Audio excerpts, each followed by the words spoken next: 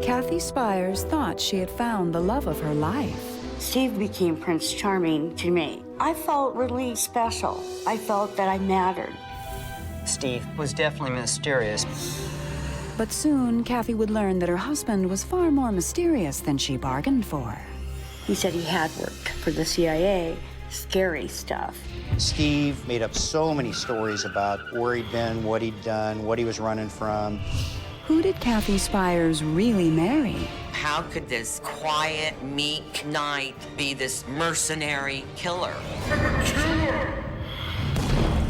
When it comes to love and marriage, things aren't always what they seem.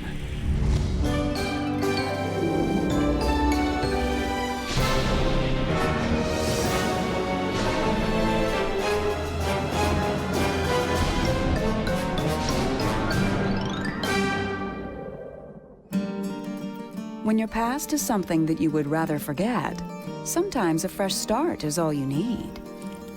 Kathi Spiars knows this firsthand. I grew up in Southern California where I drank and partied, and drinking got really out of control for me in my life.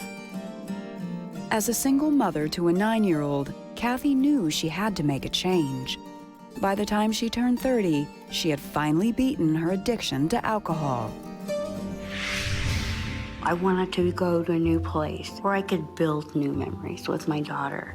We would, fresh start. In the summer of 1980, Kathi and her daughter moved from Southern California to Denver, Colorado, to start a new life. I wanted to open up a beauty salon, and it took me some time to do that. So I was working part-time as a waitress. And at that waitress job, Kathi met a mysterious busboy named Steve Marcum. He followed me around like nobody's business. I didn't really think too much of him. Steve was not a rock star by no means, but she was becoming more and more attracted to a guy that she was not really physically all that attracted to. He sent me a dozen roses at work, long stem roses. And although I wasn't attracted to him, I really began to like his heart and his spirit. Soon, Steve and Kathi began to date. And as their romance took off, Steve continued to up the ante. One day, I was taking a bubble bath. And my daughter came in and she said, "Mom, you gotta come out here." So I followed her out to the driveway. And in the driveway was a copper-colored Porsche. And I go, "What is that?" She handed me the keys and she goes, "Mom, Steve gave you that car." Kathi immediately began to wonder how a busboy could afford such extravagance. As the couple grew closer, Steve began to open up about his past. He had no brothers or sisters, and he was raised by elderly parents. Steve told Kathi that both his parents had passed away, leaving all their assets to him.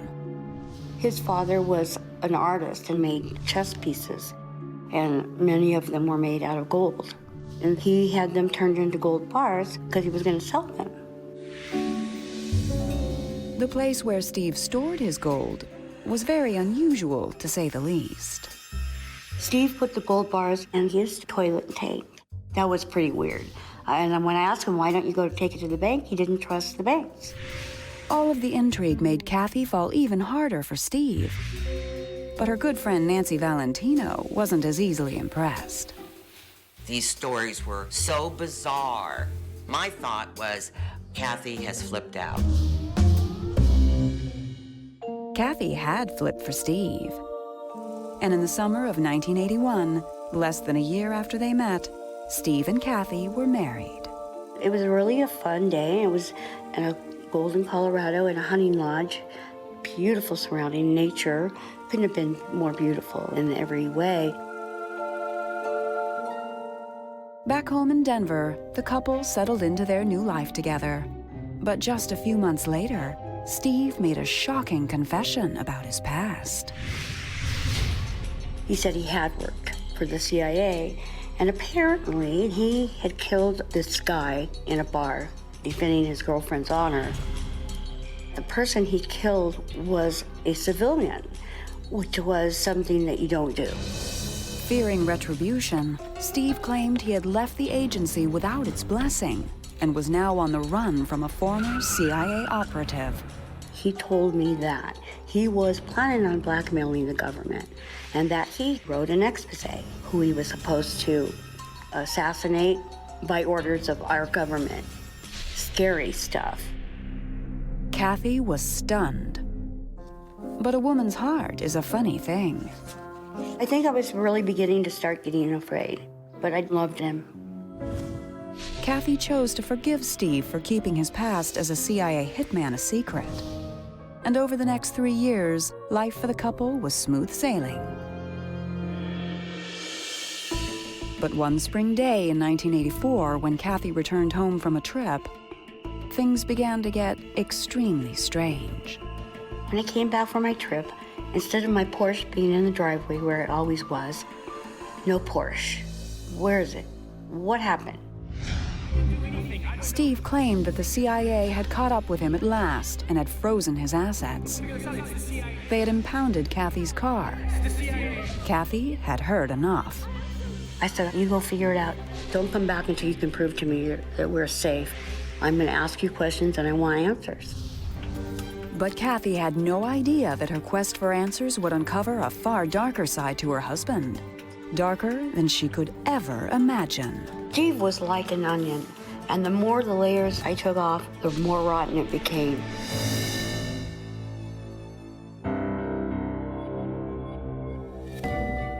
Three years into her marriage, Kathi Spiars had no idea who her husband really was.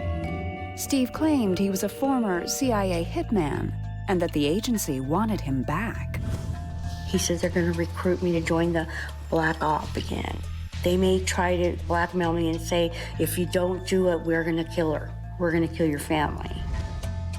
Terrified for the safety of herself and her young daughter, Kathi asked Steve to leave their home and not return until he severed his CIA ties for good.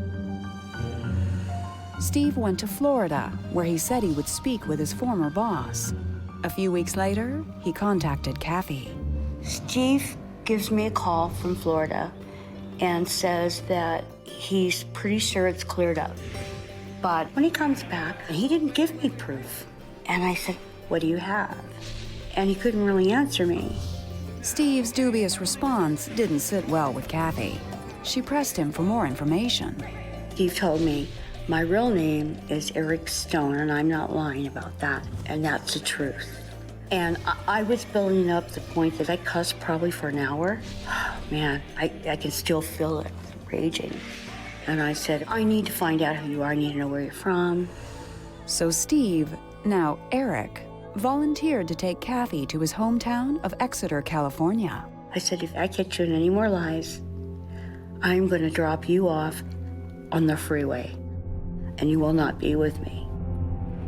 Once in Exeter, Eric led Kathi to his childhood home. So we end up in front of this field of dirt and weeds. It's vacant and there's no house. And it was explained, you know, that there was a fire, that everything he had burned up in that fire. The next stop was the local cemetery, where Eric said his parents were buried. So I get out of the car, start looking on the ground for headstones. And I'm looking for a last name, Stone, because his real name was Stone. But his parents' graves had mysteriously vanished. Distraught, Eric claimed the CIA must have moved them. He's on the ground and he's pulling at the grass. He begins to sob, screaming. Tears are coming out of his eyes. He's wailing. After such a display of anguish, Kathi believed her husband must be telling the truth. Still, she needed more reassurance, so Kathi made Eric take her to a place where she was sure to dig up his past. His old high school. So he asked for the yearbook, and the first thing I see is a message from Eric, president of the class. I went, wow. But I go down and read it. It's Eric Wright. W-R-I-G-H-T. It was yet another lie. Eric's last name wasn't really Stone either. It was Wright. And he flips over to another page. And I see Eric Wright, most dependable. Another one, Eric on the debate team. And I don't know what to do or what to think. He just lied to me again.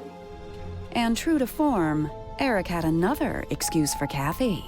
Eric told me that his name was Eric Stone because it was just too dangerous for me to know the truth. Kathi returned home to Colorado with far more questions than answers. I never really quite felt about him the way I did in the beginning. But again, I'm stuck, I'm married, I made vows. Kathi wanted to believe him. And the fact is he had spun such a story in the beginning that he was able to kind of tie some facts together. Kathi decided to accept Eric's story and pressed no further.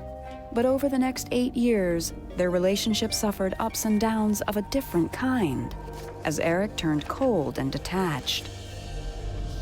Eric was not caring, not coming home, not being supportive in any way in my life. And that was just the beginning. Eric's behavior was about to take a sinister turn that would leave Kathi fearing for her own life. And he was on top of me and he said, "Don't F with me. I am a killer. I will kill you."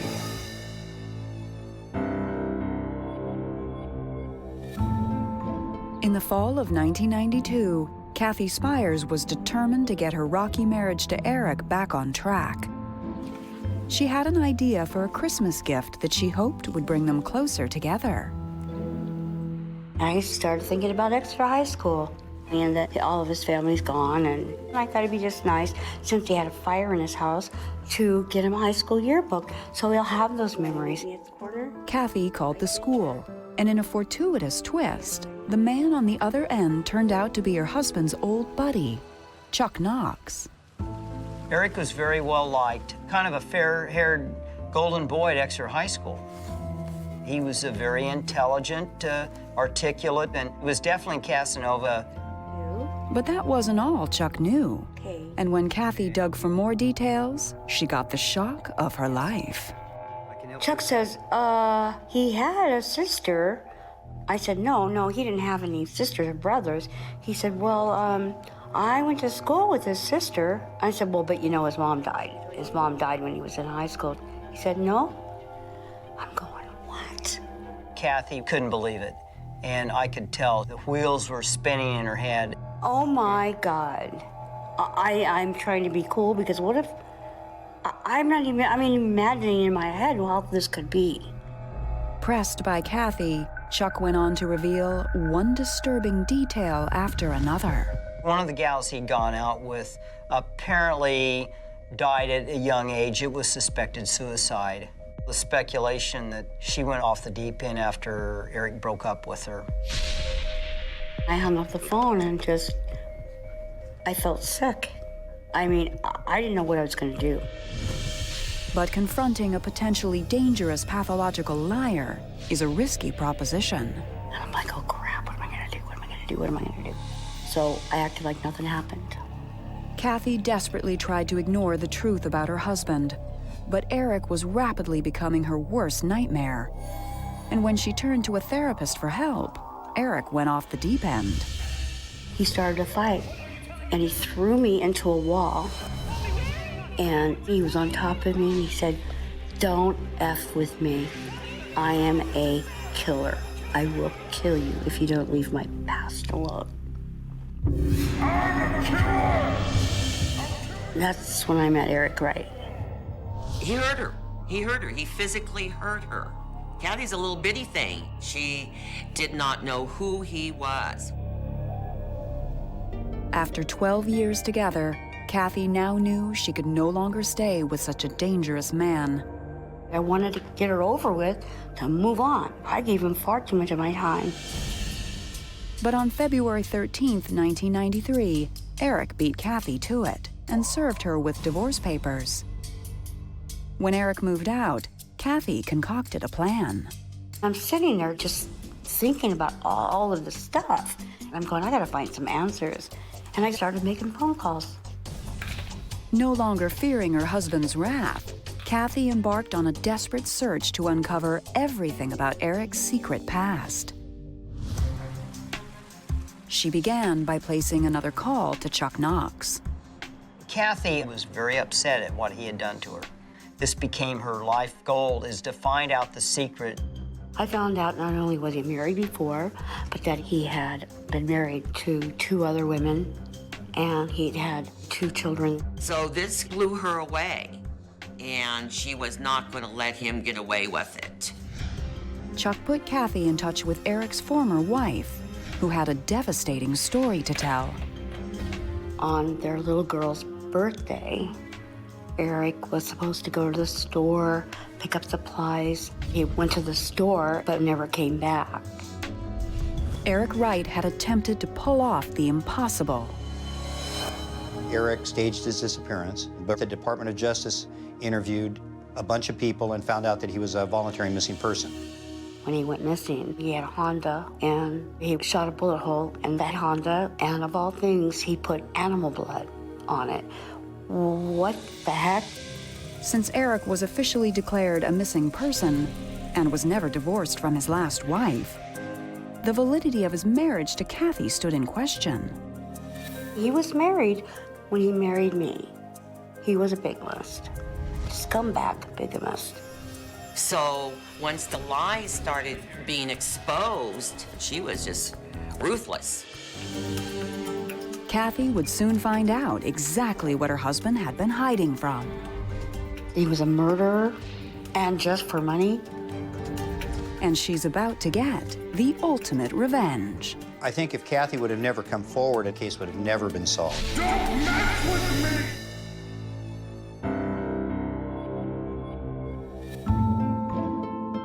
By the spring of 1993, Kathi Spiars was well on her way to uncovering the truth about her ex-husband Eric's secret past. And she had just formed a new ally, San Joaquin County Assistant Sheriff John Huber. I told Detective Huber I'd been married to a man, and when I met him, he has all these gold bars, a lot of gold bars. And that's what struck Huber. We had a case. The body was found in 1980 in the California aqueduct, and the body was clothed, no shoes, and it had the chain tied with cable ties around the hands and feet. And in the investigation, he's missing gold bars, and it's an unsolved case. The corpse was that of Lester Marx, a petty thief who would melt jewelry into gold bars. After hearing Kathi's story, Assistant Sheriff Huber reopened the case to see if they could link Eric Wright to Lester's murder. The Department of Justice had done an investigation when Eric staged his disappearance over in the Bay Area, and I pulled out the actual old file with some of the evidence that they'd collected. In 1980, when Eric had staged his disappearance, he was working as a precious metals dealer, and police had found some very strange items at his office. In his desk drawer, it had a number of cable ties, one that was very, very close in size to the cable ties that Lester Marx was bound with. But even more telling was what was found during the original murder investigation, an item that at the time was overlooked. The police found right next to the bed of Lester Mark's house a notepad written Eric Wright and a phone number. Sometimes it's right under your nose. Things were beginning to add up, and in November of 1993, Assistant Sheriff Huber flew to Denver to interrogate Eric Wright. He denied he never knew Lester Marx, never heard of Lester Marx, and didn't know what I was talking about. But Huber wasn't buying it, and Eric Wright was summoned for questioning in the death of Lester Marx. They sent him an invitation to go to a grand jury, and you can either show up or run. He ran straight to Mexico. While Eric was enjoying the sun and sand, investigators carefully built their case against him. Eric was in Mexico 4 or 5 years, living on the beach, until the FBI got an arrest warrant to have him extradited back to the United States. Finally, on April 29, 2002, after nearly 23 years on the run, Eric Wright was arrested in the death of Lester Marx. To avoid a murder trial, he pled guilty to involuntary manslaughter. I think if Kathi would have never come forward, the case would have never been solved. I was so happy. It was a nice present. But Kathy's elation would be short-lived. Eric Wright was released from prison in 2007 after serving only 4.5 years. She has lived this for 30 years, and it has consumed her. He haunts her.